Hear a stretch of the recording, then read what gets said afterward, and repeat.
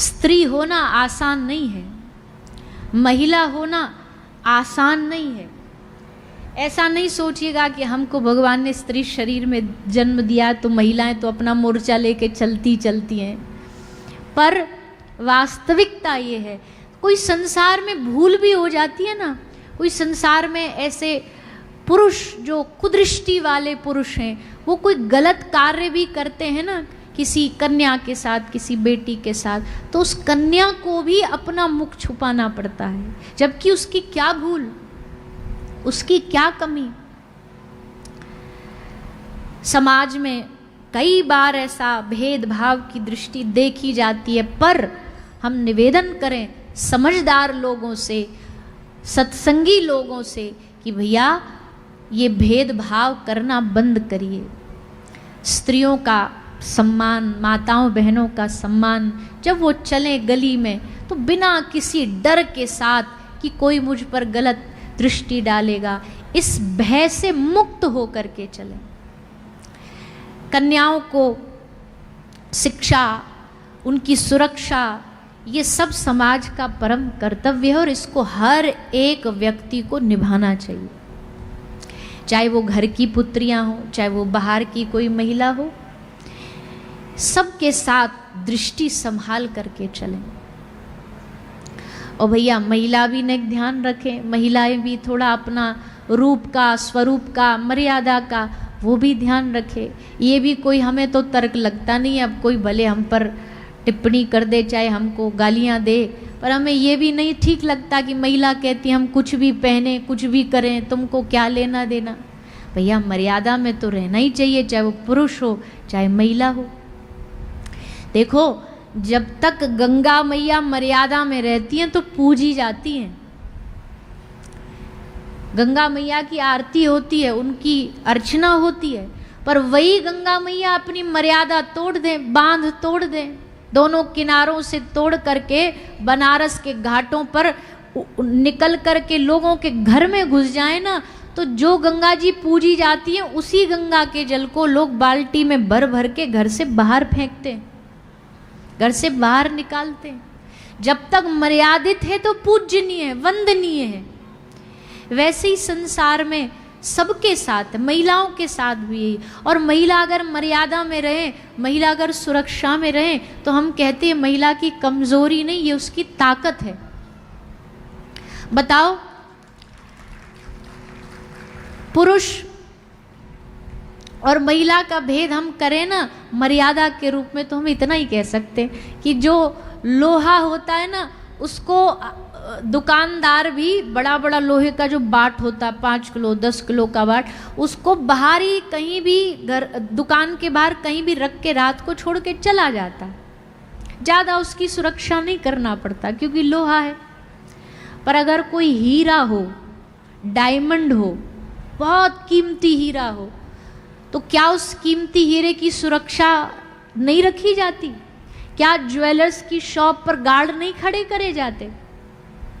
उसमें भी कीमती हीरा होगा तो उसको दुकानदार एकदम बढ़िया तिजोरी में, सेफ हाउस में बढ़िया संभाल करके, ताले में रख करके, ताले में भी मखमल के कपड़ा पे रख के, उसको एक बढ़िया से सेफ डब्बे में रख के तब रखता है।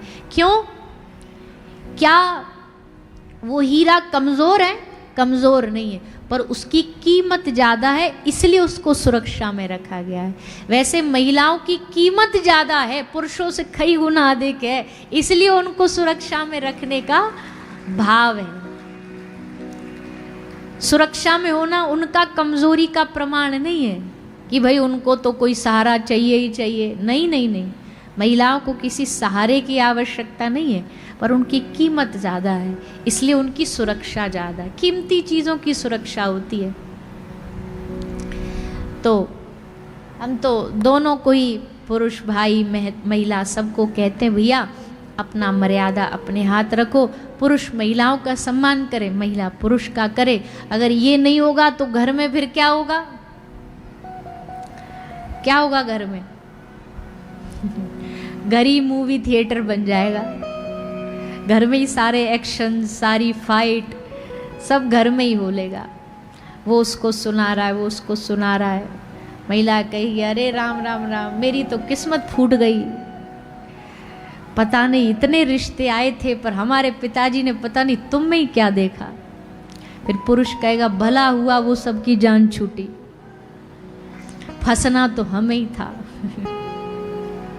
फिर लड़ाई झगड़े में मैया माताएं बहनें एक बात जरूर बोलेंगी, बोले दो भगवान का धन्यवाद जो मुझ जैसी सीधी सादी मिल गई। ये कुछ बातें ऐसी है ना, ये कुछ टोपी ऐसी है जो सब पे फिट हो जाती है, एक की टोपी सबके सर, क्योंकि सबके जीवन में ये होता ही है। तो बोले भला हो भगवान को सीधी पत्नी तुमको मिल गई, टेढ़ी मिलती तो पता लगता। और वो बेचारा पति इसी खौफ में रात को उसको नींद नहीं आती कि ये सीधी है तो टेढ़ी कैसी होगी। वो बेचारा यही सोच सोच करके घबराता रहता है। तो भैया ये बात बड़ी लंबी है, ये लड़ाई बड़ी लंबी है, इतनी भारत पाकिस्तान की लड़ाई नहीं है जितनी ये वाली लड़ाई है कि तुम सही कि हम सही। कहते ना ब्याह से पहले लड़का लड़की कहते कि तुम नहीं तो मैं नहीं। ब्याह से पहले क्या वादे करेंगे, बोले तुम नहीं तो मैं नहीं, और ब्याह के 2-4 साल बाद या तो आज तू नहीं या आज मैं नहीं। पूरा डायलॉग ही बदल जाता है। तो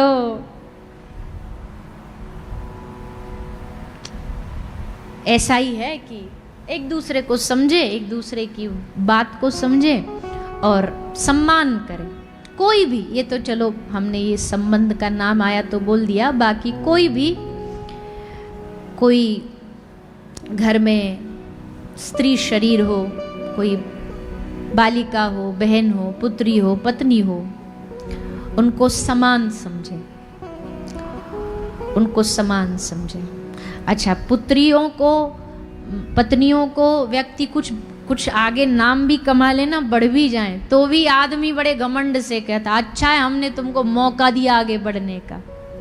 अरे भैया, संसार में सब अपना अपना प्रारब्ध लेकर के आते, तुमने कौन सा मौका दिया? कोई किसी के नीचे थोड़ी है कि आप उसे मौका दोगे कि हमने तुमको मौका दिया तुमको। हाँ, सहयोग तो एक दूसरे का लगता ही है, पर ठाकुर जी ने उनको चुन करके भेजा था, उन्होंने परिश्रम किया, उन्होंने काम किया। तो ये भार न डालें किसी के सर पर, किसी के कंधे पर।